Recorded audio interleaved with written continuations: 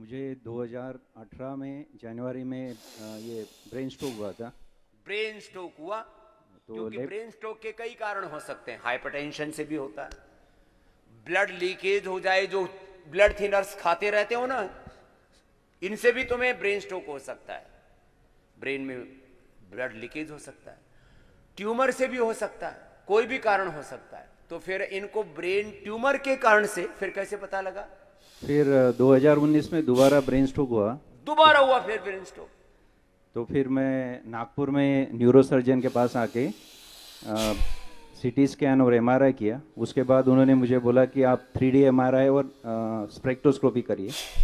तो जब मैंने 3D एमआरआई और स्पेक्ट्रोस्कोपी किया तो उसका रिपोर्ट आया, तो उसमें ब्रेन ट्यूमर था जो ब्रेन के सेंटर में था। ब्रेन तो के सेंटर में? तो डॉक्टर ने बोला कि इसको अभी कुछ कर नहीं सकते, क्योंकि इसके लिए आपको राइट ब्रेन से जाना पड़ेगा और उसके वजह से हो सकता है कि लेफ्ट साइड आपका पैरालाइज हो जाएगा। तो उन्होंने बोला कि आप 6 महीने वेट कीजिए, उसके बाद हम फिर दोबारा चेक करेंगे कि इसका ग्रोथ कितना फास्ट हो रहा है। और मुझे गाड़ी चलाने के लिए मना किया था, प्लांट के अंदर जाने के लिए मना किया था। फिर मैं यहाँ से सऊदी अरबिया चला गया। 2-4 दिन बहुत सारा डिप्रेशन में था। गाड़ी से मैं ड्राइवर्स को लेके जाता था। इतना बाद में डरा देते हैं, ऐसे नहीं करना, ऐसे नहीं करना, ऐसे नहीं करना। आदमी सोचता रही मैं जीऊंगा कैसे। बाद में मैंने डिसाइड किया वैसे भी 6 महीने बाद तो मरना ही है। ये जब आती है ना स्थिति, ये आप में से हजारों लोगों ने इस दर्द को देखा है। जब चारों ओर से डरा देते हैं ना, तो आदमी कितना ही विवेकी हो, कितना ही हिम्मत वाला हो, हिम्मत टूट जाती है। तो उसके बाद मैंने डिसाइड किया कि चलो जीना तो है ही। तो फिर मैंने खुद गाड़ी चलाना चालू किया, खुद सभी काम चालू किए। ये और बात हिम्मत वाली।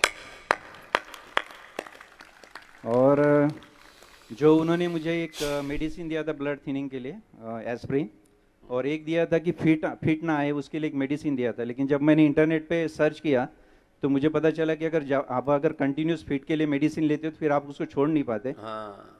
तो फिर मैंने योगा प्राणायाम कंटिन्यू चालू किया और हल्दी का दूध पीना चालू किया। और 15-20 दिन बाद मैंने वो मेडिसिन बंद कर दिया जो फिट का था वो। और धीरे धीरे फिर 6 महीने बाद जब मैंने एमआरआई किया तो एमआरआई में कुछ ऐसा दिखा नहीं। तो फिर मैं इंडिया आया नहीं। फिर 1 साल बाद जब मैं इंडिया आया तो मैंने फिर 3D एमआरआई और स्पेक्ट्रोस्कोपी किया। तो जो पैथोलॉजी पे जो डॉक्टर थे उन्होंने मुझे दूसरे दिन बुलाया और पूछा कि आपने क्या किया? क्या किया, किसकी वजह से ये ट्यूमर चला गया। तो मैंने बोला कि मैंने कोई मेडिसिन वगैरह नहीं लिया, मैं सिर्फ प्राणायाम और योगासन करता हूँ और हल्दी का दूध पीता हूँ। हल्दी का दूध पीता हूँ, प्राणायाम करता हूँ। अब कितने दिन लगे थे? 6 महीने ना? हाँ, ऑलमोस्ट उस 1 साल। दौरान लेकिन उसमें जो ब्रेन स्ट्रोक से वजह से जो 2 डैमेज हुए थे ब्रेन में, वो भी रिकवर हो गए पूरे वो भी तरह। रिकवर हो गए और 100% ब्रेन ट्यूमर अच्छा हो जाता है। कपालभाति कितनी देर करते थे अनिल भाई?